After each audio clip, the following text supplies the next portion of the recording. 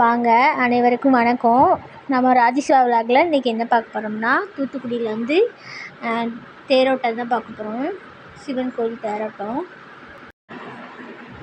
நேற்று எடுத்த வீடியோ தான், இன்றைக்கி தான் போட்டு விட்றேன்.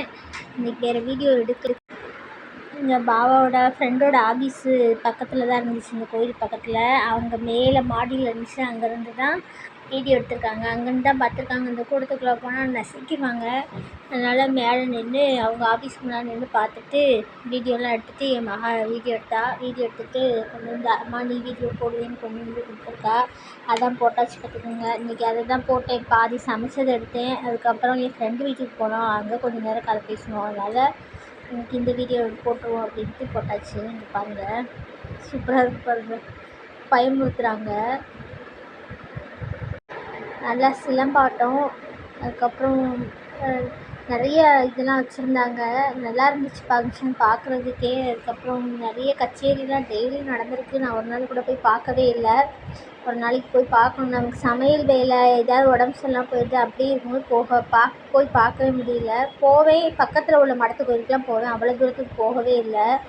கொஞ்சம் தூரம் தான் இருக்குது, கொஞ்சம் தள்ளி இருக்குது. அது உண்மையாக போகவே இல்லை. போகணும் கண்டிப்பாக. நாளைக்கு சனிக்கிழமை, நாளைக்காவது போய் பார்த்து வரணுன்னு இருக்குது. நல்லா இருந்துச்சு தேரோட்டம். என் மகா பார்த்து சூப்பராக இருந்துச்சுமா அப்படின்னு சொல்லி சொன்னான். இங்கே பாருங்கள், நல்லா இருக்கா.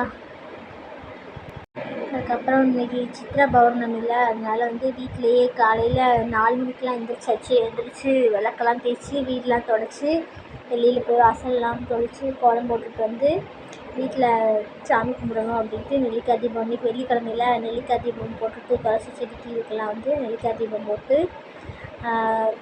சாமி கும்பிட்டு ஃப்ரெண்டு வீட்டுக்கும் போகணும். இன்றைக்கி கொஞ்சம் ஃப்ரீயாக இருந்ததுனால, ஏன்னா நேரத்தோடு இருந்துச்சு வேலையை பார்த்தாச்சு. அதனால் காலையில் இன்றைக்கி அடை தான் ஊற்றணும். அடை தோசை, தேங்காய் சட்னி. அதுக்கப்புறம் மதியானம் சாம்பார். வேறு என்னமோ காய் வச்சுருந்தேன். முட்டைக்கோஸ் கேரட் பொரியல், சேனக்கிழங்கு பொரியல் இதுதான் பண்ணேன். சாமி சிறப்பாக கும்பிட்டோம். நல்லா இருந்துச்சு. இன்றைக்கி எங்கள் வீட்டில் காலையிலே நல்லா சாமி கும்பிடவும் திருப்தியாக இருந்துச்சு.